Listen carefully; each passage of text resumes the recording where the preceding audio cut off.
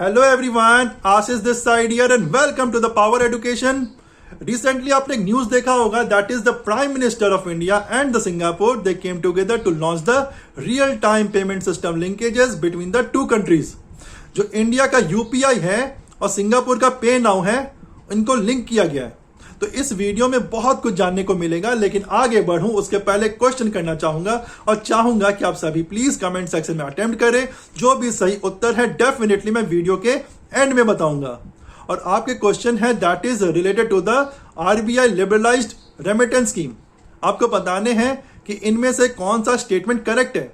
Statement 1 is it allows the remittance by the resident individuals including minor, and statement 2 is it allows the free remittance up to 2.5 lakhs USD.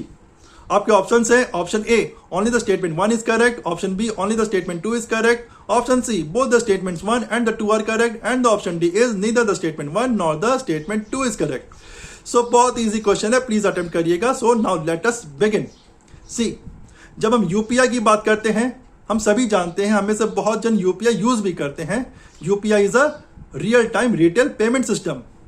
It allows the users to make the payment instantly round the clock.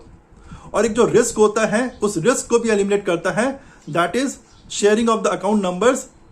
ये risk को भी eliminate करता है when we are using the UPI.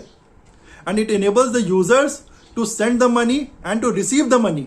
लेकिन जब cross border remittance की बात करें, देन एट दैट टाइम ये पॉसिबल नहीं था, क्रॉस बॉर्डर रेमिटेंस पॉसिबल नहीं था so far using the UPI. See, there are many people who are staying abroad. Let's say वो बाहर रह रहे हैं, वो अर्न कर रहे हैं, उन्हें रेमिट करना है पैसे को इंडिया में, करते हैं ना। Even let's say there are many people who are remitting the money outside India. For example, let's say parents हैं, उनके बच्चे बाहर पढ़ने के लिए गए और उनको रेमिट करने हैं money to their children. So far remitting the money through the UPI was not possible. So now ये जो भी लिंकेज किया गया, at least with the Singapore, now it's possible. जो यूजर्स हैं यूपीआई के, इंडिया में जो यूजर्स हैं यूपीआई के, now they can remit the money to the Singapore. Even जो पे नाउ के यूजर्स हैं Singapore, they can instantly transfer the money to India now, correct. तो यहां पर आपके मन में एक सवाल उठ रहा होगा, ये जो लिंकेज किया गया है, इस लिंकेज के तहत क्या एनी अमाउंट इज पॉसिबल? क्या any amount can be remitted between India and Singapore? Then the answer is absolutely no. अभी के लिए जो अलाउ किया गया है दैट इज 60,000 रुपीज ओनली। 60,000 रुपए ही ट्रांसफर किया जा सकता है, जो कि इक्विवेलेंट होगा अप्रोक्सीमेटली 1000 सिंगापुर डॉलर की। तो यहां पर अब एक और आपके मन में सवाल उठ रहा होगा, क्या सभी बैंक्स को अभी अलाउ किया गया है? Then again the answer is no. As if right now the banks who can facilitate the inward and the outward remittance are the State Bank of India, ICICI Bank, Indian Overseas Bank and the Indian Bank.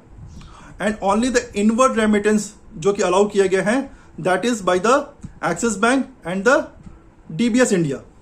ये जो कुछ bank हैं उनको ही allow किए गए हैं for the remittance between the India and Singapore using the UPI.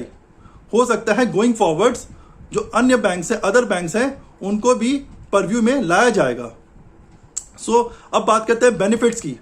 Definitely जो cost of remittance है वो रिड्यूस होगा with this step. It will allow the cost effective cross border remittance. एक इंस्टेंट फंड ट्रांसफर हो पाएगा। देखिए, UPI को promote करने के लिए भी बहुत सारे steps in the recent past में भी लिया गया होगा। मैंने अनेक वीडियो भी बनाए हैं। फॉर एग्जाम्पल, एनआरआईज को अलाउ किया गया है to use the international mobile numbers. आपको याद होगा यदि आपने मेरा वीडियो देखा होगा, रिसेंटली एक प्रपोजल भी रखा गया था, that is to allow to the inbound travellers. उसके रिलेटेड भी मैंने वीडियो बनाया था। अभी जो ये स्टेप लिया गया, it will further promote the UPI, it will further promote the growth of UPI, it will further promote the remittance in India. यदि आपको याद होगा, एक आरबीआई का रिपोर्ट आया था एज पार्ट ऑफ विच 2021 में जो जितने भी रेमिटेंस हुए हैं, इनमें से 5.7% जो रेमिटेंस है वो सिंगापुर से आए थे। With this particular step it will further promote the remittance in India as well. तो होपफुली इस वीडियो से कुछ नॉलेज आपको गेन हुआ होगा। अब आते हैं आज के सवाल पर। आज का जो सवाल था that was related to the RBI liberalised remittance scheme.